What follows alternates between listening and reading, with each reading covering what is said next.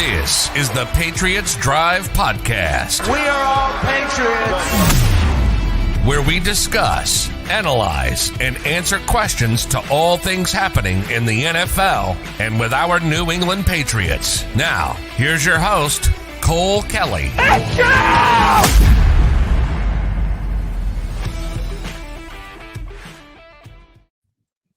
Welcome into another edition of the Patriots Drive Podcast. Patriots fall to the Baltimore Ravens 37-26, dropping them to 1-2 on the season. Obviously, the big storyline is Mac Jones, his injury, his status. We'll give you guys all the updates we have so far shortly, but overall, some good things, some bad things in this game. They looked solid in the first half. Defense made some plays, offense made some plays, had a couple guys with some, what you would say, maybe breakout games, and hopefully some of the good continue and they can clean up some of the bad. But I'm here with my co-host, Jace Campbell. How's it going, Jace? It would be better if we didn't shoot ourselves in the foot over and over again, but some things that the Patriots can take to improve on, some things that, you can continue to improve on. And then obviously you hope that the health of the team in general, not just Mac. I mean, there were some other big time injuries. Jacoby Myers doesn't play. Kyle Duggar doesn't play, goes out. Or there is Jalen Mills that goes out, doesn't return with a hamstring injury. Lawrence Guy goes out, doesn't return with I believe was it a shoulder or a chest? I just had it pulled up. It was shoulder. I was gonna say I think it was shoulder. Shoulder. So you got 5 guys right there, 2 that didn't play and 3 that got hurt that did not return, that are huge parts to your offense and defense. So now you're looking at it and it's not just, on the field stuff. It's you're dealing with injuries really early in the season and you're already, trying to dig yourself out of a hole, and you got a couple tough games ahead of you. So that's tough and it sucks to see, but on the field wise, like you mentioned, like there's probably 5 or 6, or not 5 or 6. There's probably like half the game where the Patriots look really good and they look like they can compete with a lot of teams in the NFL. And then the other half was like the lowest of the lowest. So lots of things to talk about, lots of things to improve on them. And we'll see, how it is to going into next week. Yeah, definitely some tough injury updates there. And I guess right off the top, I'm sure this is what everybody wants to know. So we'll hop into the injuries first. I know we usually wait on that a little bit, but Mac Jones went into the x-ray room after the game. Obviously, he was clearly in some pain. You could see him. There's reports he couldn't put any pressure on it, any weight on his ankle, and he was screaming in pain as he was being carried off the field, basically into the locker room. So there's some pictures out there, and the video of it was not great. It didn't look good. It looked bad. Looked like it probably was going to be a break, but he had x-rays, and we get a little bit of positive news. Those came back negative. So no break, no fracture, nothing like that as far as the x-rays showed. More tests are going to be coming up tomorrow. He's going to get an MRI to make sure that there's no ligament damage. Mike Giardi reported that's kind of their concern, is that there might be some ligament damage, or he might have torn some things in there that you wouldn't see on an x-ray. So that's kind of where we'll know more of the actual timeline. High ankle sprain, it really varies. Jace just told me that kid on his team had a high ankle sprain and only missed 2 games, so 2 weeks. So that's one timeline. And then there's other people, if it's a severe ankle sprain, those can sometimes be more painful than breaks, and that can keep you out a while. So I'd say it's anywhere from 2 to 8 weeks, which is a very vast range, but that's kind of what we are guessing at this point. We don't have any solid timeline or any timetable. Nobody's reported anything further than that. I think tomorrow will provide a lot of clarity. Mac's going to be available to the press. He's going to be interviewed by the reporters, and hopefully we get some reports on an update about a timeline for him, and hopefully it's sooner rather than later, because this team really cannot afford to lose him right now. Yeah, and like you mentioned, where sometimes high ankle sprains are worse than, just breaking it outright. And I know a kid that came back in 2 weeks, like you mentioned, he probably played at 80%. He was not 100%. He's on the field and stuff, and maybe 80%, 70% Mac is better than 100% Brian Hoyer or Bailey Zappi, but I don't expect him to be fully healthy if it's a high ankle sprain, and then obviously depending on the severity for probably 4 or 5 more weeks. And then maybe that's, him off the field. Maybe he's on the field in 3 weeks, but he's working through pain. But it's a major blow for the Patriots right here with their starting quarterback that's so young. And, really, a huge part to this team already. And we don't have, I mean, I love the Patriots, but the Patriots, they don't have a lot going for them. And there's a lot of things that can throw them off. Injuries to a certain receiver could kill you. We saw today Devontae Parker had a great game, but there was definitely a presence of Jacoby Myers that was missed, in certain amount of key situations. And I felt like Mac Jones just honed in on Devontae Parker, which was working for him, but it was, a little too obvious at times for the Ravens to defend. And so you miss him. And this is just one of the injuries no team wants to see their starting quarterback. No one wants to see their quarterback miss time. It's the most important position on the field. So that's going to be a huge miss for the Patriots if he does miss an extended period of time, especially when you're 1-2 and you're trying to dig yourself out of a hole. So this team, John Harbaugh said it. He said that this team will be in the playoffs at the end of the year.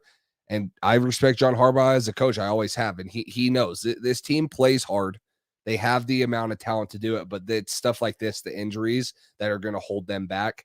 And this is one that you see right now that you're like, yeah, if this is a 6-7 week injury, the Patriots season is probably over before it even starts right now. So, yeah. And Cody says it here, Will Anderson tank if he's out.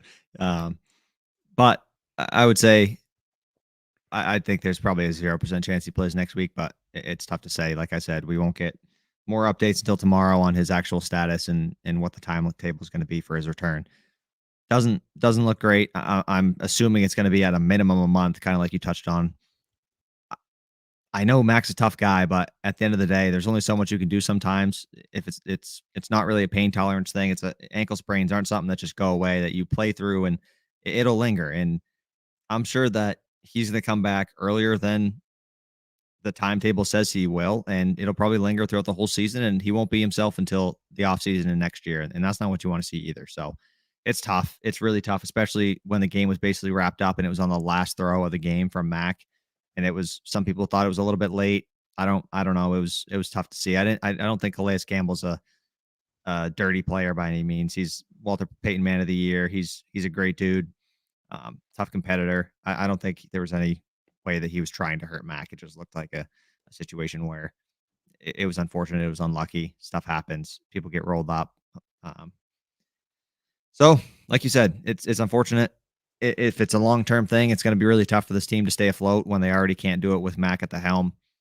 It just feels like it's just frustrating, and I feel like you can start to sense that in the locker room. There are some reports that some of the players, you can sense frustration already just because they know the talent's there in the room, and it's just not working out. It's just the more you shoot yourself in the foot. Was it 3-4 turnovers today? You can't win football games doing that. You can't. It's not realistic. We say this every single time we come on the podcast. The turnover battle, whoever wins that has a much higher chance of winning the football game, and the Patriots just haven't been doing that. And we've called it uncharacteristic for the past 2-3 years, but at this point, how is it uncharacteristic anymore of this team when they just do it every single week, and they have ever since Tom has been gone? That's just a fact. It hasn't been the same. I don't know if it's complacency, if it's coaching, if it's they don't have the guy at the top that's harping on these guys to not make these mistakes and to ball security and penalties. I mean, first 2 drives of the game killed by Isaiah Wynn. First one was a false start. That would have been 3rd and 1, and we probably would have got the first down. That knocked us back to where it was like 2nd and 12 or whatever. It kills drives, having these penalties, and then a holding the next drive that knocked us back. And you can't have that. You can't keep shooting yourself in the foot all game, every game, and then make a couple big plays and expect you're going to win the football game. It's just not realistic. Our defense did a good job to start the game. They were awful the rest of the game. They couldn't stop the run. They were missing tackles. I guarantee if Kyle Duggar was out there, the tackling would not have been as much of an issue. Would it have been solved completely? No, he's one player. But he certainly would have helped being out there. I thought the offense looked really good for parts of the game. With Jacoby out, I thought that was going to be a lot worse, but Devontae Parker stepped up. We had other guys step up. We'll talk about that in the good, bad, injured. But there were certain moments in this game where I was really impressed with the team. I think if the defense can play like they played somewhat in that first half where they had like 3 and outs for the Ravens, and then if the offense can create those big plays with Devontae Parker, and if you can preach ball security and Mac's not throwing it right to a defender, I think if they can put a full game together, they can beat anybody in the NFL. I truly believe that. But the fact of the matter is, they haven't played a clean game in quite some time, where they are turnover free, low penalties, making the key plays, and just from start to finish playing a whole game. It hasn't been their MO. It hasn't been what they've been doing consistently ever since Tom has been gone. So it's unfortunate. It's disappointing. It's a little bit discouraging just seeing that Bill Belichick he's still leading all this, and this is what he preaches every single day, and we're just not seeing the results, and it's unfortunate. Yeah, and Carlos says it right here. Like, Mac was doing it in every way. He was, and Mac doesn't need to run the ball super effectively like Lamar Jackson does for the Patriots to win a lot of football games, but he was extending plays. He was, keeping his eyes downfield, making plays outside the pocket. And you saw this Mac Jones that really kind of took over the game for a little part right there, throwing the ball for over 300 yards, which we talked about is very possible against this Ravens defense, who has given up 300 yards to Joe Flacco and Tua. And this Ravens team could easily be 3-0, and they choke a game away last week. That was a very good game. And then Miami goes out and beats Buffalo somehow by running 50 less plays than them and, getting outgained by almost 200 yards, like miraculously wins. But this Baltimore team is no joke. They're always going to be in the contention with Lamar Jackson. John Harbaugh is a great coach. Like, the Ravens will always be in contention. And the Patriots had every chance to win this game, but they shot themselves in the foot. And that's what's so frustrating is you saw the Patriots for a hint of it, like showed what their potential is. But as soon as they showed what it was, they shot themselves in the foot with fumbles. And, Mac, and this is something else we can talk into that Cody asked, like, thoughts on Pat's Twitter hating on Mac. And me and Cole kind of talked about this. Like, I'm not discouraged at Mac, but I'm definitely I'm down on him a little. I think that maybe the coaching staff has put too much on him, and there's too many outside things between play calling, him having to do a little bit more than probably most second-year quarterbacks should have to do, and the lack of talents around him that he's trying to do too much. And you didn't see that last year. Josh McDaniels was pretty protective of him, and I know a lot of people weren't a big fan of that, but I think that it protects a young rookie quarterback in a way. And, now you're kind of seeing them cut Mac loose, and he's making those rookie mistakes right now that he didn't make last year, and now he's making them. So for me, it sucks to see Mac, he looks stagnant right now. He hasn't taken that leap yet, although he had a ton of passing yards today. But I feel like there's too many outside sources right now for Mac to just go out and play football. And that, to me, is making him force the ball downfield a little bit more, making bad reads, bad decisions. And so, yeah, I would say that I'm a little discouraged on him. But then again, like, I don't think that this team has enough weapons around him to truly succeed on the offensive side of the ball. And so that's where I don't think it's all Mac's fault, but I think that he's got to shoulder some of the blame because he has not been his self that he was last year. Yeah. I had one of my best friends text me today after the game and say, he said, Mac Jones just might not be a franchise QB. And I don't know. I'm seeing a lot of people say that. And do I believe that? No. Am I a little bit concerned or starting to be more aware of it and pay more attention to it? A little bit, I'd say. But at the end of the day, all the things you just mentioned play a huge factor in it. And they were talking about on the broadcast how Mac said when they do those like behind the scenes interviews or whatever for the announcers, the guys who are calling the games, Mac said, hey, if you just tell me what the rules are, tell me what I need to do, tell me the progressions and the reads I need to make, tell me why I'm doing what I'm doing, and I'm going to do it, and I'm going to do it well. But I just don't think there's a clear understanding. Like Jacoby Myers said the other day, he was like, yeah, no, he was basically questioning the reasoning behind some of the stuff and that he wasn't really understanding it. When you got players saying that, it's like, what the hell are we doing? This is what we were all worried about with the coaching staff, with Matt Patricia, who wasn't even a good defensive coordinator, trying to coach the offense side of the ball now and call plays. And you see some head scratching play calls. You see some things where on that 4th and 1 to Kendrick Bourne, Devontae Parker's wide open there, but clearly Mac's job is to throw that ball to Kendrick Bourne. Get the ball out quick on 4th down and try to get the first down there. And there's 2 guys there and Devontae Parker's wide open past him. That would have been a touchdown. It's just, I don't know, just little things, coaching points. I I don't think he's comfortable. And I think that's having a huge thing to do with the performance that he's been putting out there, because he's been making some decisions that just he absolutely would not have done last year. And he was a rookie last year, and rookies make mistakes like that. But he's looked very up and down. He's made some really head scratching throws, but I really don't think it has a ton to do with him. He needs to be better. Yes, absolutely. But I have a lot of confidence in Mac Jones. If you surround him with a good supporting cast and you have a coach who's not a defensive coordinator and you have an actual offensive coach and you put a good situation around him, I think he's going to have a lot of success in this league. I really do. I believe that. He's not being put in a situation to succeed right now. And it's unfortunate. I was talking to him, my buddy who texted me, and I was like, we were missing our wide receiver one. And as soon as I said that, I was like, that's a problem. Jacoby Myers is our wide receiver one right now. And you look around the league, you look at Jalen Waddle, Tyreek Hill. We talk about this all the time. Stephon Diggs, just in our division. There's so many talented receivers and tight ends and players around these quarterbacks, and they're in great situations, and you see them start to succeed. Tua was dogged on as one of the worst quarterbacks in the NFL until he got a million weapons around him and an offensive head coach who supports him and puts him in a situation to succeed. Now the Dolphins are 3-0.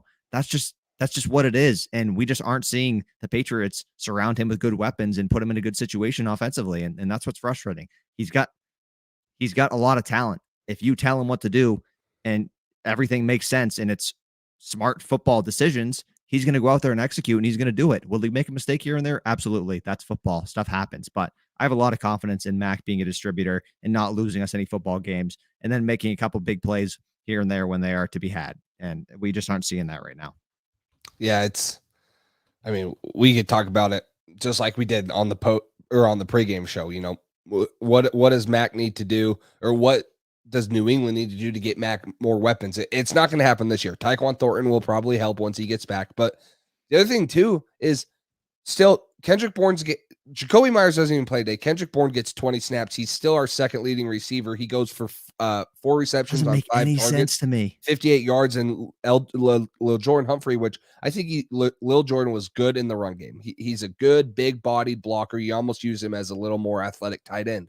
So I don't mind him getting snaps, but he has 0 receptions on 1 target, and he almost gets double the amount of snaps that Kendrick Bourne does. Like, so there's a huge thing right there. Is like, okay, well, now we're limiting Mac because we don't have a ton of weapons around him. But one of his best options that we have is getting 20 snaps. And what we ran, he threw how many offensive plays do we have? He threw 32 passes.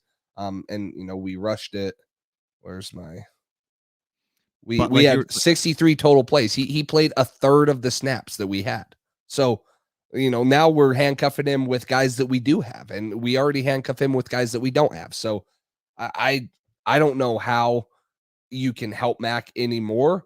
And I mean, he's got to be better. I'm not saying that he's perfect. He has to be better, and that will, you know, I think it comes with time and confidence, and he's lacking that right now, whether it's with the coaching staff, with himself, with the guys that are out there. But there's a lot of handcuffing, I think, in this offense, and a lot of, I think, what Cody said right here, where there's too many, you know, oh, they wanted to be an outside run scheme this year. Well, you know, that didn't work. So now we're going back to the gap scheme. And, you know, Patricia thinks that he can just look at what the defenses are running because he was a defensive guy and scheme around them, and he knows how to beat them, which some of the best offensive coaches I know are super smart on defense, and they know how to scheme around a defense. But I don't think that's Patricia, because I don't think he knows how to coach offense. I don't think he knows how to coach a quarterback. So it's totally different. I think there's a lot of handcuffing going on the offensive side of the ball. And we saw there for a little bit how good this offense can be, and they can hang with the Ravens. But, you know, Lamar Jackson, I see some people, I don't know if they're Ravens fans in the comments, but I mean, he is that guy. He's dang good. Like Lamar looked great. Lamar looked really great. There's nothing to say about Lamar where he's not probably going to have an MVP type season and the Ravens will be dang good in the AFC. But that just shows how good the Patriots can be, because there was a legitimate time where the offense was scoring with them, and it was almost a flip of what it's been the first 2 weeks, where it's like, oh, hey, the offense is actually hanging in there. The defense can't get a stop now. And that was a little frustrating. And you got to give credit where credit's due. Like Lamar, he was awesome today. He really was. He's the improvement he's shown year to year. this is the best I've seen him play, where he does it with his legs, he does it with his arms. You had a lot of different Ravens players make some plays today. Mark Andrews was spectacular as always. He mossed Devin McCourty in the end zone. It hit his, like, it was on McCourty's shoulder, and he kind of ripped it and caught it. The concentration stuff like that takes is crazy. And Duvernay, mossed, Miles Bryant. It's just, you got to give credit to the Ravens. They made the plays when they had them. They made the interceptions when they had the opportunities. Even if it was an easy interception here and there, you have the rookie safety Kyle Hamilton, right? Hamilton, yep. Make that play on Nelson Aguilar. I saw that the whole time. As soon as I saw Aguilar running and I saw Hamilton behind him, I was like, oh no. I was like, protect the ball. And you could tell Aguilar had no idea there was anybody behind him. He had no clue. And it's just stuff like that. But speaking of the turnovers, Patriots with Mac Jones, including the playoffs, this is 21 games. When they win the turnover battle, they're 9-0. When they lose the turnover battle, they're 1-9. That just says it right there. And when they tie the turnover battle, they're 1-1. So it's huge. It is absolutely huge. And they're just not playing sound fundamental football. Between the penalties and the turnovers, you're giving the team so many extra opportunities. We gave them 4 extra opportunities to win the football game, and that was the difference. That was the difference at the end of the day. And talking about your little Jordan Humphrey and Kendrick Bourne point, where little Jordan Humphrey, yeah, great. He's good in the run game. Awesome. But you could tell on that pass with Mac Jones, his one target all season, he wasn't ready for the back shoulder. He doesn't have that chemistry and communication with Mac Jones because that's not what he does. And that's where you see the difference with KB. KB and Mac are on the same page a lot of the time. And when he does get snaps, he produces. I don't understand why he's getting such a lack of snaps, especially with Jacoby Myers out. There's no reason that Kendrick Bourne should not have been on the field 40, 50 snaps. I don't see it. I really don't. He's a great player who creates after the catch. He made some big plays in key spots when we needed him today, and he needs to be out there more. I really don't understand it. Yeah, and the other stat that I saw today, this is going off of, I'm trying to pull it up right now, what Michael says right here. Let me scroll down and find it. The Patriots in the Mac Jones era, when opponents score under 25 points, 11-3. When the opponents score more than 25 points, 0-7. And this is the other thing we talked about, and it kind of goes up to what Kirian's saying up top. Like, yeah, the Patriots wide receiver corps, not an issue. Like, they have good receivers. I've been super high on Devontae Parker. I think Kendrick Bourne can go off on any game. Jacoby Myers is Mr. Reliable. But this offense does not have enough elite weapons and enough explosiveness to win these high-scoring games. And maybe that's on Mac. Maybe that's on the coaching staff. Maybe that's on how the scheme's built, where it's more of a run-first team. But it's the Patriots offense has really good players. They don't have elite, explosive players to push the ball down the field and score with the Josh Allen, Patrick Mahomes, Justin Herberts, Tom Brady's, Aaron Rodgers. They don't have offenses and, players on the teams that you've seen the elite offenses, and you almost have to have that. Yeah, our defense can be at super good, but I promise you, there's going to be more games than not when you can't rely on winning games just scoring under 25 points. And you saw it today. The Patriots get to 26 points, which is the most they've had all year. But now the defense, can't hold them under there, and they don't hold up their end, and, you can't win the shootout games and stuff. So I can't remember the last time the Patriots won a game that was, they scored 40 points or they scored more than 30 points. Usually, the shootout games tend to go in the other team's favor, and the Patriots seem to squeak out the ones that are the 21-17 games or the Pittsburgh game last week. So the offense, the lack of explosion, although they're still putting up points, and, they outgained the Ravens this week by 40 yards, 394 for the Ravens, 447 for the Patriots. Like, they're putting up good offensive numbers, but they don't have the explosiveness to win these shootouts. And that's where the offense for me is like, it's not elite enough where it needs to be for Mac and this team to consistently be contending, not only in the AFC, but we can't even compete in our division right now. And, you got two of the best teams in the AFC right now, and the Ravens, I think, are going to be one of the better teams in the AFC too. And I know we can't compete with the offense. So I don't care how good our defense looks at times. I don't think that we can compete on the offensive side. And then today, when the offense is clicking it, the defense doesn't put it together. So it's yeah. We got a little bit of breaking news from Adam Schefter and Ian Rappaport. Rappaport said Patriots quarterback Mac Jones is believed to have suffered a high ankle sprain pending MRI. Per Rapport and Tom Pelissaro. That means he'll miss time and potentially head to IR if the MRI confirms. So that tells you he's probably going to miss at least 4 weeks, maybe longer. We'll see the severity of it. We said on the MRI tomorrow, but looks like for sure Mac's going to be missing next week. I would say that's probably a guarantee, and potentially more games, potentially 4 games, and the schedule lightens up after the Packers game, which stinks because we got one more tough game. We got the Packers, and then we go on a stretch where we play like Detroit, Houston, the Browns without Deshaun Watson. It's tough. So if he goes on IR, he'll miss Green Bay, Detroit, Cleveland, and Chicago. That's the next 4 weeks. That would be a minimum. So 3 of those games you feel like are very winnable. In the 4th game against the Packers, if they play well, they can beat the Packers too, but they just haven't been playing well. So Mac Jones, report from me and Rapport, probably going on injured reserve, missing at least 4 games. That's tough. That's not what we wanted to hear. Yeah, and Mike says it right down here in the comments. Jets and Lions, no easy win. I think the Jets are easier than the Lions right now, but those are both games that we predicted to win. The Lions are playing good football right now. Amon-Ra St. Brown is one of the best young receivers in the league, if not the best receiver. DeAndre Swift and Jamal Williams both are capable of it. Aiden Hutchinson is just eating offensive lines alive. No wonder he was the second pick. Maybe should have been the number 1 overall pick. Probably should have and stuff. So it just doesn't get easier. The teams that we thought were going to be wins for the Patriots that we predicted early probably would have been still a good, tough game for the Patriots with Mac Jones. And now, if he goes on IR, which I don't want to say I disagree with putting him on IR, because if it's a high ankle sprain, I almost just put him on IR and let him get healthy, bring him back, as close to the bye week as you can, and, make a run at the end of the year. But what sucks about it is you're 1-2. You're not 2-1 or 3-0 right now, where you can't really afford to drop many more games. You see the record. I think you have like a 3% chance to make the playoffs if you start 0-3. It's a little bit better when you start 1-2, but if you go to 1-3 next week and then 1-4 and then 1-5, like by the time he gets back, it might not even be there might not even be a chance New England has to get back into the playoff race. So that's my argument, to have him play. But obviously he's a second-year quarterback too. You can't ruin his career or have a, major ankle injury.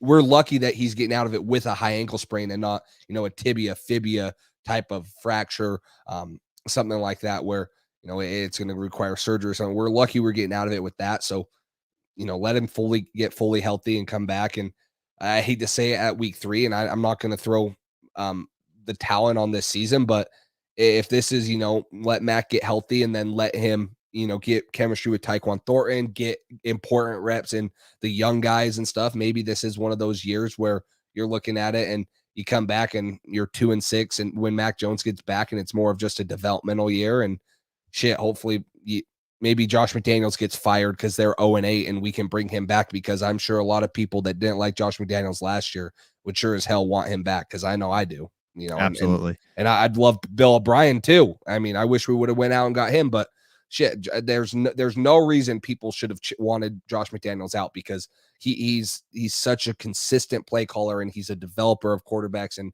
he knows the offensive side of the ball way better than Matt Patricia or any of them do. So, maybe knock on wood that he gets fired and he can come back and help Mac Jones or something. Yeah, that would be nice. I mean, with the Raiders starting 0-3, you hope that maybe there's a chance he comes back, but I don't think that's going to be a short-term job for him. It's tough. Let's touch on this. At 1-5, Gillette going to have some empty seats. Kraft might lose it. There's been reports. There was things released about the TV ratings, the viewership for the Patriots have gone down. I guarantee that Robert Kraft is going to be pushing Belichick quite hard. And I don't know if Belichick will like that or not, but I guarantee there's going to be some pushing of Belichick to get his shit together if this plan continues to go south and doesn't work. Because empty seats at Gillette, bad TV ratings, people not watching, and maybe there'll be excuses like, oh, well, Mac wasn't in there. Obviously, the viewership's not going to be as good. Yep, obviously. But at the end of the day, the Patriots aren't putting a great product on the field every week, and Kraft is not okay with that. I guarantee you Kraft is not okay with that. But as far as the Matt Patricia thing goes, it's funny how in 2017, his defense that he led got scored on like 43 points or something like that to the Eagles with Nick Foles. And then the next year it changes and Brian Flores is leading the defense and we hold the Rams, this spectacular new innovative offense, to 3 points in a Super Bowl. That's the difference between a true defensive coach and Matt Patricia. He hasn't had success at any spot anywhere he's been ever. So the fact that he's being thrown on the offense side of the ball to lead this second-year quarterback in a crucial year of development for him is bonkers to me. And it's one of the most frustrating things ever. And Bill, as a coach, coaching in game is tremendous. But him as a GM, he makes the most head-scratching decisions as of late. Nobody thought this was going to be a good idea. Nobody. And it has turned out to have not been a good idea. And it's early. It's week 3. There's plenty of season left to go. But now you got an offensive line where Matt Patricia is the offensive line coach. Mac Jones has been pummeled all season so far. Now he's going to miss. He's going to have to go on IR with an ankle injury because the offensive line can't protect him enough. He has a back injury already. This is what you do when you put a shitty coaching staff around a young player, when the coaching staff does not deserve to be on that side of the ball or have the responsibilities that they have. It's extremely frustrating seeing Mac get thrown under the bus like this because, I mean, he's taking so much hate and he's getting so much heat for mistakes by this coaching staff. And he's been put in an awful situation. And I hope he's all right. I hope he comes out of it better on the other side. And I hope Matt Patricia leaves and never comes back ever again. Yeah, I like Matt Patricia. He for me, he's got to be on the defensive side of the ball. Probably not even as a coordinator. You know, if he's going to be a defensive get him the hell out of here, like he would be. See, I like Patricia. Not right now. I don't like him, but I think that he is a smart coach. You know, he's a rocket scientist. I know that doesn't really mean anything, but he's a smart guy, and I think he has his place in the Patriots organization. He's just out of place right now, and it's bad. And I don't even know if it's his fault. Like this, if we're gonna blame anyone, blame the guy that put him in that spot. Like if Mac Jones were to go play wide receiver, who would we blame? We'd probably blame Bill Belichick or Matt Patricia, whoever puts him there. I really do think that this is Bill Belichick said, hey, yeah, you're going to come over here and you're going to coach. And then he got in the building. He's like, yeah, and by the way, you're going to be calling the offensive plays. He's like, dude, what? Like, I'm not an offensive guy. No, too bad. You're going to be calling the plays. Like, I don't know. Maybe Matt Patricia doesn't even want to be calling plays. Obviously, he wants a job, but this could just be something that Bill Belichick threw on him and he's just, doing because it's a job and he wants to be a part of the Patriots and this is the only spot he had. But this could be Bill Belichick thing as far as we know. And that's where I'm like, yeah, obviously Matt Patricia is not a good play caller, but who put him in this situation? The Bill Belichick has not given him any chances to succeed either. And we'll see if he makes a change or if Bill starts making calls or whatever it is. But I don't think Bill Belichick's putting a lot of coaches in a spot to succeed. Joe Judge isn't really in a spot to succeed. The players aren't in a spot to succeed. So I don't think that Bill's done a good job since Brady left at putting many guys in chances to succeed, let alone the team. And I think he is a very good coach, where that's why we squeaked out the amount of wins we did with Cam Newton. That's why we made the playoffs last year. But we're doing all that with coaches out of place, players, that probably shouldn't be on the field and stuff. And, guys sitting on the bench that shouldn't, like Kendrick Bourne. And, he's getting away with some of this stuff, but his mismanagement of the team off the field has been crazy bad. Yeah. And the Kendrick Bourne thing is reportedly that he's in Patricia's doghouse. So this is apparently a Patricia thing, which pisses me off even more. It's like, you can't do your job as a coach and you're going to put these people who can be productive and help our offense in your doghouse and not play them when they can help our football team win games. I understand if he did something wrong, great. Like he deserves punishment for it. But I mean, it's week 3 and he's getting outsnapped by double the snaps, more than that, by Lil Jordan Humphrey. And Kendrick Bourne has produced in one game more than Lil Jordan has at all this entire season. So I don't understand it. I'm never going to understand it. The philosophy that Belichick has with the coaching staff, I don't know if he's getting old and he just wants to have people he likes and respects around him, but do you want to win football games or not? Because this is not a way to win football games. And that's apparently what Belichick's all about. but he's not showing it right now. And it's frustrating. It's just none of it makes any sense. Everything he's doing just makes no sense at all. You're not putting people in positions to succeed. And that's what he's lived on his entire career. Oh, Bill Belichick, what he does best is puts his players in a position to be successful. Well, you're not doing that right now. You're not putting your coaches, like you said, or your players in a position to be successful. And maybe if they had a better situation around them, the Patriots would be 3-0 right now instead of 1-2, because they've been in games. They have talent. They have players that can do it. They're just not being put in a situation to have the success. Yeah, I see some people not liking the Josh McDaniels comment, but I'll stand by it. Josh McDaniels is 400 times better of a coach. Yeah. If you're going to sit here and say, now, if you're going to say choose between Josh McDaniels, Bill O'Brien, I'm going Bill O'Brien. But if you're going to sit here and tell me that you would rather have Matt Patricia over Josh McDaniels, that's a bunch of bullshit right there. Yeah, I'm sorry. Excuse my language. That is the recency bias of Josh McDaniels is getting out of hand. He is a good coach and he has his flaws, right? There's a lot of other coaches I'd rather have calling the offense than him, but his familiarity with the system has I would much rather have him leading Mac Jones in this offense than who is right there right now. And so I've done that. We don't need to talk about that. He's not a part of the Patriots. This is, not something that we're here to debate, and we're obviously here to talk about the game. So we should probably do the good, bad, and injured. But yeah, there's a lot of mismanagement, coaching staff wise, player wise, of the Patriots that have gone on the last 2 years, and I think it's led ultimately to the draft process, the things that we're seeing right now. And honestly, I don't know if Kraft would ever have the courage, or because of how close he is to Bill, to straight up fire him, unless he says, hey, you got to get out, and then Bill can go out on his own terms. But I think that there might be, if this keeps up, like you mentioned, with not making the playoffs, the team looking the way it are, Kraft might force Bill out, and I don't know how you do that, but I really think there's a possibility that could happen here soon.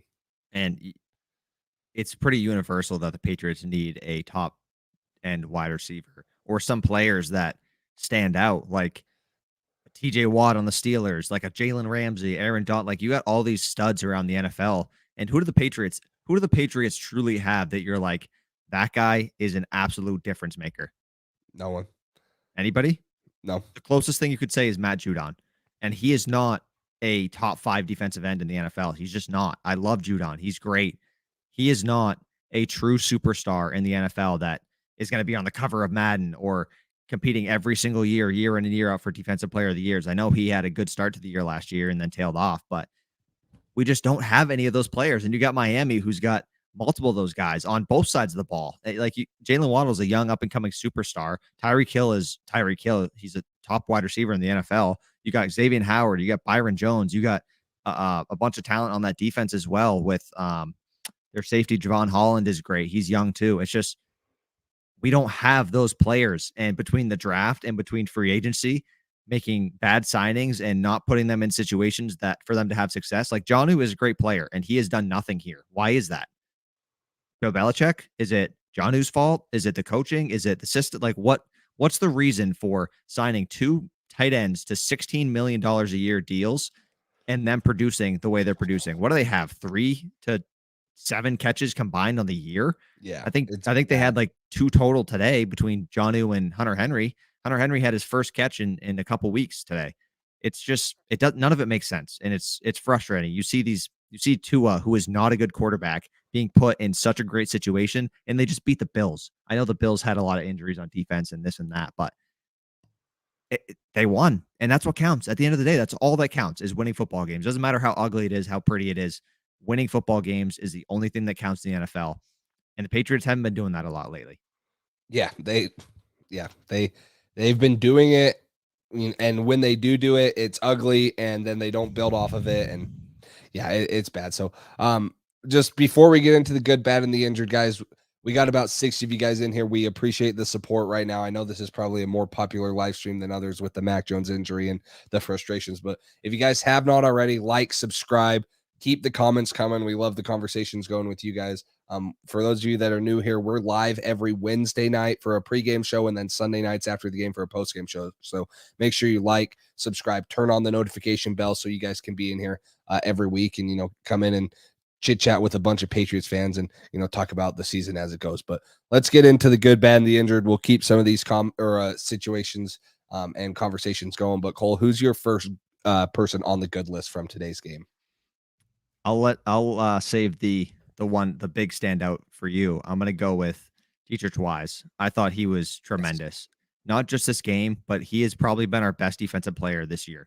And I don't feel like that's a hot take. He has been amazing. And the contract that he got last year, I believe, the extension he got with the Patriots is starting to show up and starting to show it's worth it. He's playing such a high percentage of snaps, and he's making an impact on damn near every single one. He's not the guy that I thought was going to be stopping Lamar Jackson, and he did a great job containing him. He had Lamar one-on-one towards the sideline and stopped him for a sack. He had like 3 sacks in the first half. He was great. They all tail off in the second half? Yes. I think the Ravens changed some things schematically to help neutralize guys like Wise and Judon and that stuff. But I thought the most consistent player and the most impactful player on the defense today was Dietrich Wise, and he has been that all season, and I'm really impressed with his play.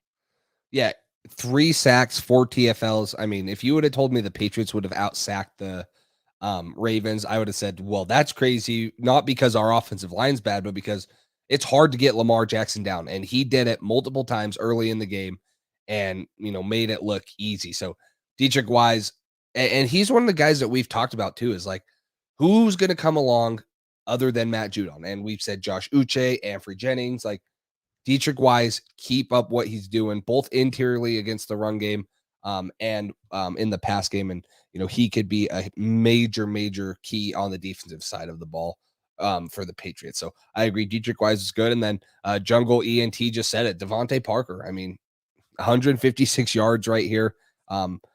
He finally, 5 catches. The crazy thing is 31 yards per catch.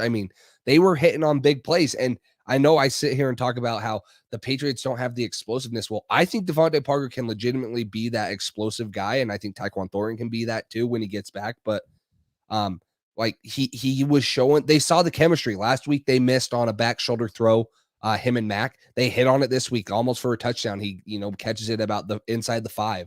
And then jump balls, he was the Devontae Parker that all Patriots fans wanted to see when we drafted for him. The sad thing is most of the time when you see, or when we traded for him, most times when you see a Patriots receiver go off like this, the next 3 weeks, he probably will be irrelevant, especially if Mac's not in. So you have a breakout game like this, and what do they do after?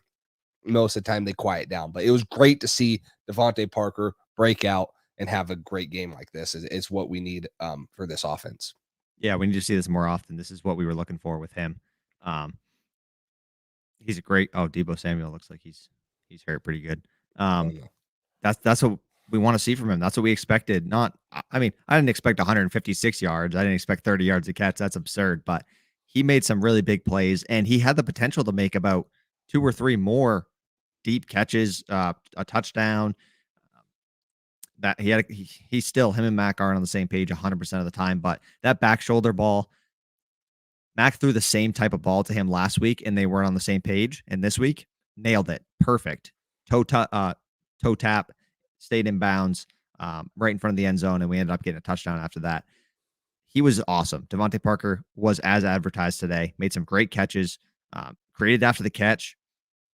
He was great. So if we can see more things like that, that's going to be awesome. I know Brian Hoyer loves chucking the ball down the field. Anytime he's ever in the game, whether it's preseason or in a blowout, he loves throwing the ball down the field. So I'm sure Devontae will still get those targets.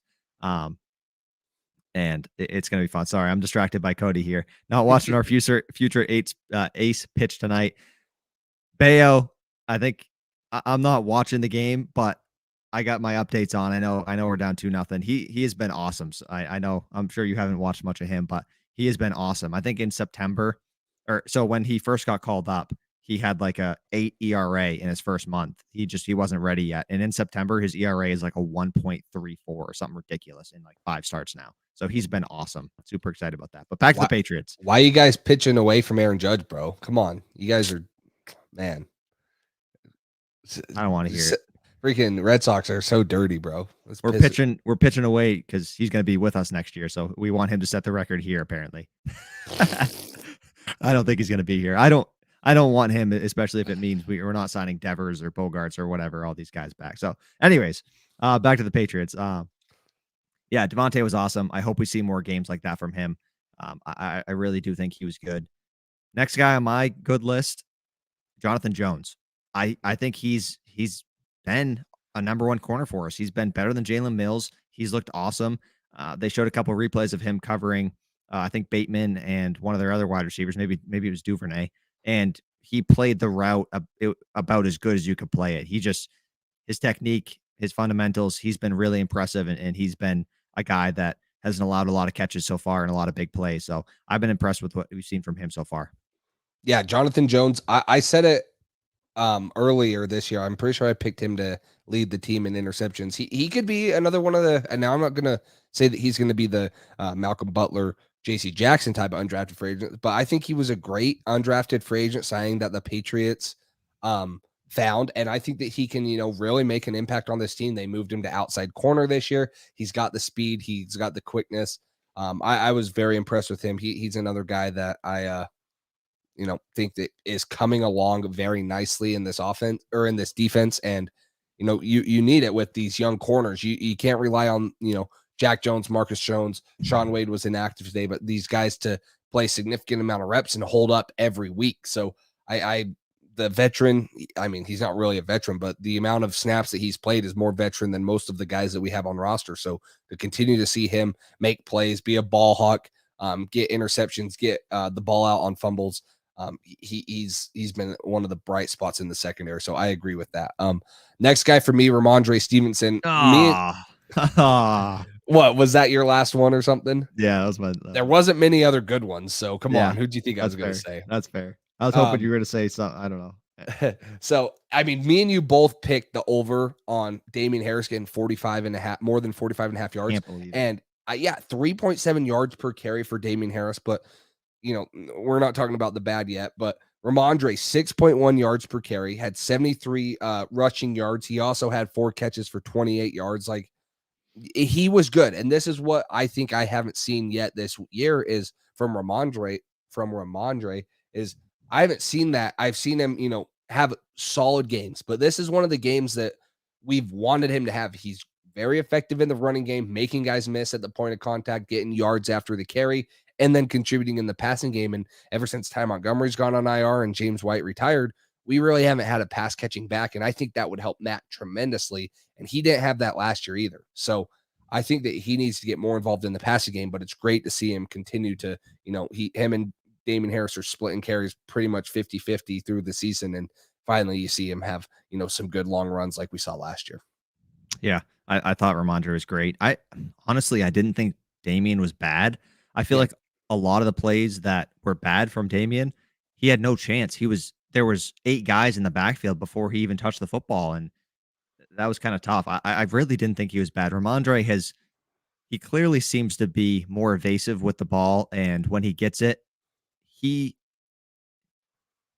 makes something out of nothing more times than Damian Harris does. Like there's times where Ramondre looks like, oh shit, he's in the backfield. He's going to be tackled for a 3-yard loss. And he finds a way to at least make it back to the line of scrimmage or gain a few yards. It's really impressive what Ramondre has been able to do. I like him as a pass catcher and in the run game. He's been great. So hopefully we continue to see him have success. We're going to need him and Damian to play big roles if Brian Hoyer is the quarterback going forward. I don't know your take on the whole Hoyer versus Zappy, but they're going to play Hoyer. They're not going to throw Zappy in there, and I'd be shocked if they played him over Hoyer. It's just Hoyer's a veteran. They want to keep the team afloat and win some football games. I don't think Zappy's going to be the way to go there, but I think they're going to start Hoyer too. But if you're telling me who to start Bailey Zappi. Now, it might be ugly for a game or two, but what does Bill do with these quarterbacks? He drafts them in the 4th round, and then he trades them away for a future 3rd or a future 2nd if you're lucky, like Garoppolo. Like, I think Bailey Zappi, he looked bad in preseason.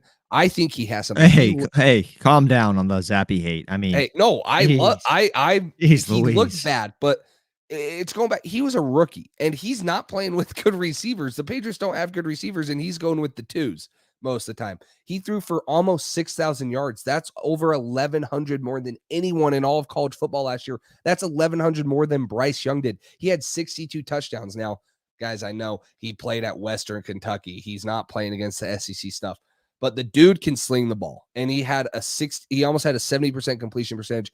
I'm a Bailey Zappi fan. I don't think he's going to win you many games, but I'm all for letting him go in and, take his shot, see if there's something in him. And, maybe he's, sat behind Mac enough, learned more from film, gotten more experience on the practice field playing as the practice squad quarterback. So I don't care who starts. If you're telling me to start one, I'm probably saying Bailey Zappi, because I don't think either of them are going to give you a very good chance to win, but I get why they would go Hoyer, just because of, he's a veteran and you probably don't want to throw Zappi in and, ruin him and watch him throw 4 or 5 picks if that's a possibility. So I'd be for Zappi, I'd be for Hoyer, but I don't hate on Bailey Zappi as much as some people are in the comments. I don't think Zappi would be the way to go, just because I think it kind of sends the wrong message to the team. If you're like, okay, we're going to throw this rookie in there that is the third string, has no idea what he's doing. That doesn't feel like you're trying to win football games, as opposed to a 10-year veteran in Brian Hoyer, who's been here and knows what he's doing, knows the system. I know it's new, but plus you talk about he flips these quarterbacks for picks in the future and just has a good backup. If you start him too early and he's horrible and he's doing horrible, it's going to be tough when he's not going to get opportunities to start after that. It's going to be tough to build his stock back up to a team to sell him for a second, third round pick, whatever you want it to end up being, like we did with Jimmy G. Like Jimmy G had some time and he got it put in there in a good situation and had success. And that's why we got what we got for him. So I think if you put him in too early, it might be kind of hurting your point of what you want him to end up being and what you want to get back for a player like that. So I'm going to say Hoyer is going to be the way they go. I'm going to say that's the right thing as far as what's going to be best for this team to win games right now. Yeah. And then my last good real quick, Nick Folk, 2 for 2 on field goals. Woo! Point. We'll take it. That's we're grasping for straws here now, but that's my last good. Nick Folk, best bright spot on the team. Let's go, baby. And Jake Bailey for that tackle, even though he hurt his hand, and now we have a punter with no hands. And it's like, oh gosh, yeah, that's not good. Now he can't catch him, so no need to punt anymore. But no, let's get into our bad. I'll start off with our first one, and we kind of talked about it, and I'm not down on him, but I think Mac Jones has been, concerning. I wouldn't say bad. I'd say for the expectations the Patriots should have for Mac Jones, he's been bad. That's what I'll say. He hasn't been bad, throwing for 321 yards and 22 for 32 and 10 yards on average is not bad, but his decision-making has been bad. He had 3 interceptions.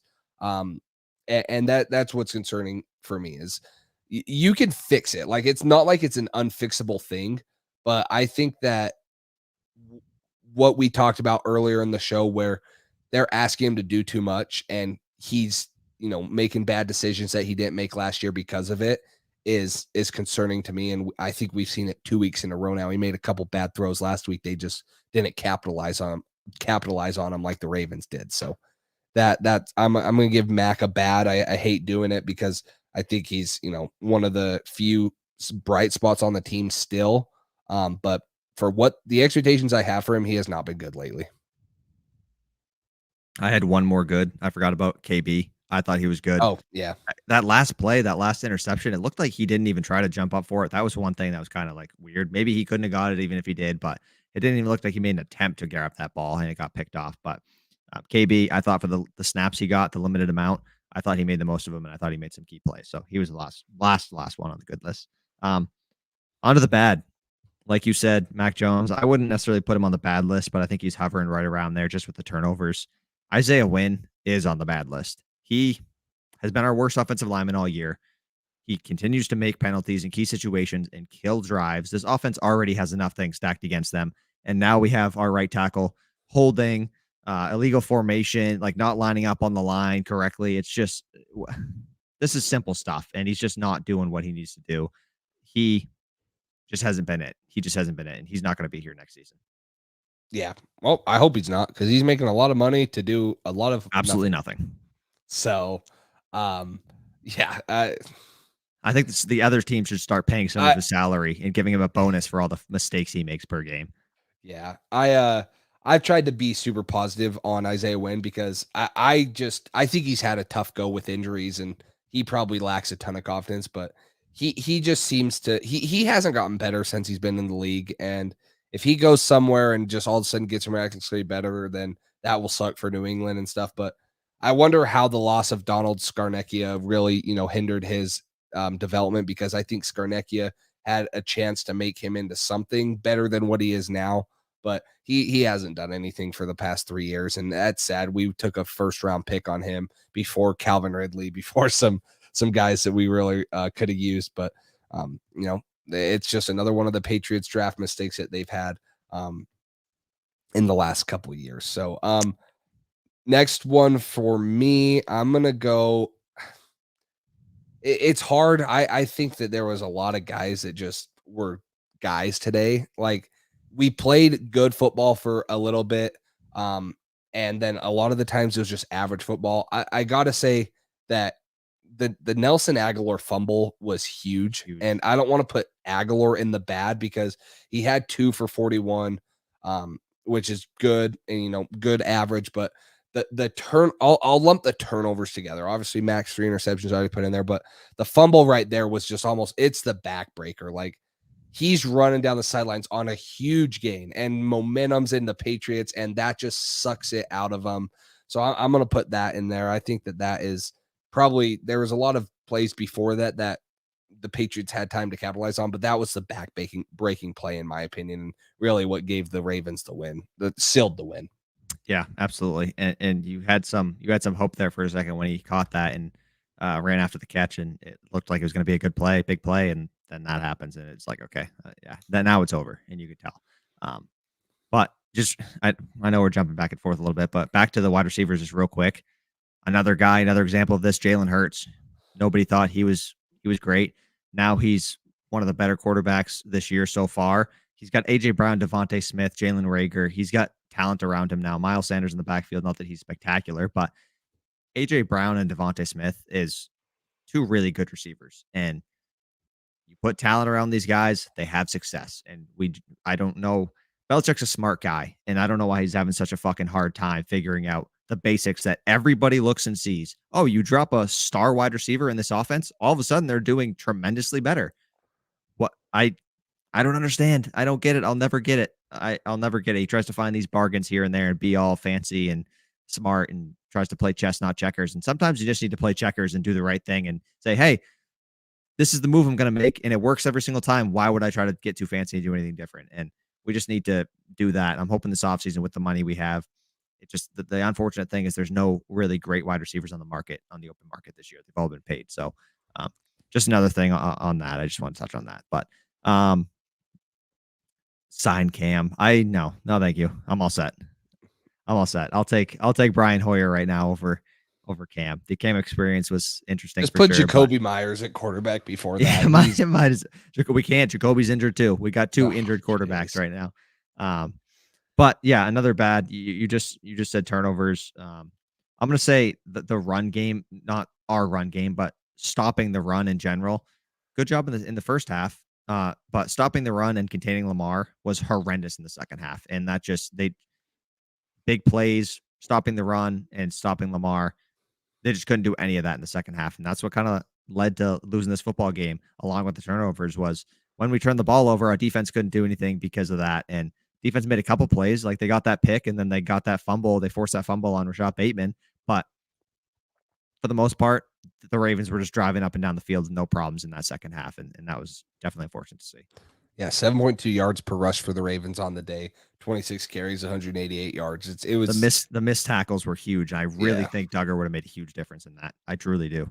Yeah, it was rushing defense was not pretty for the Patriots right here. So sign Fitzpatrick out of retirement. Fitzmagic. There we go. Maybe he'll lead. Yeah, seriously. This is the one AFC East team he hasn't played for. Bring him in. Him in. Let's get him in. So I'm going to give red zone, both offense and defense. We were 3 for 5 in the red zone. They were 5 for 5. I know it's hard to stop Lamar in the red zone, but that's really a huge difference. Holding them to 3 points instead of 7 is a big difference. And the Patriots got 2 field goals out of it once. And that's, instead of 14 points, you get 6.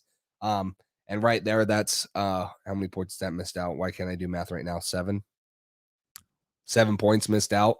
That puts the game a little bit closer than what it is. But to have a team go in the red zone 5 times and get 5 touchdowns, just usually you see the Patriots with the bend not break mentality. Today it was the bend and break mentality, and that's not a key to success. So that's not ideal. Yeah, you don't want to bend and break. If you bend but don't break, or if you just don't bend at all, that's really good. But when you have both of them, not a recipe for success, along with losing the turnover margin. So the red zone defense, red zone offense, you got to score touchdowns in the red zone. You got to hold them to field goals in the red zone. That's a huge key.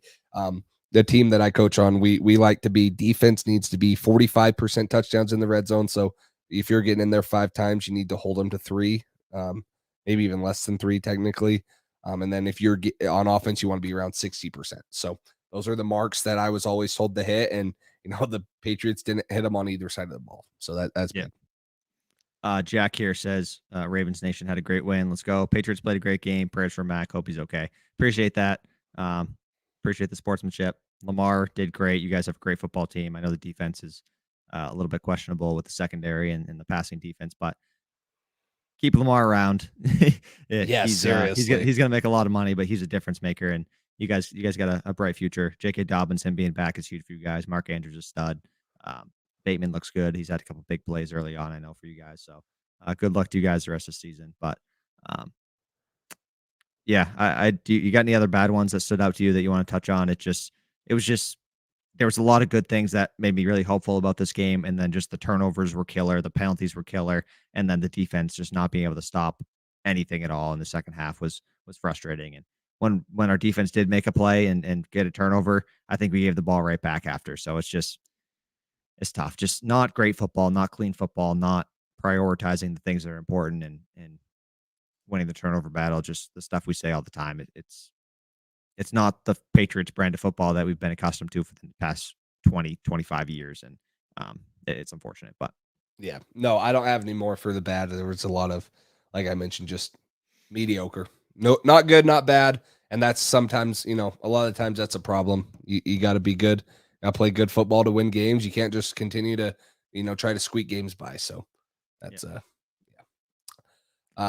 injuries. We already talked about the injuries, but there was a couple more. Obviously the guys that missed games, but Jalen Mills exited with a hamstring injury, did not return. Lawrence Guy exited with a shoulder injury, did not return. We'll know more about their status. Obviously the big one though, which we talked about earlier, it's Mac Jones.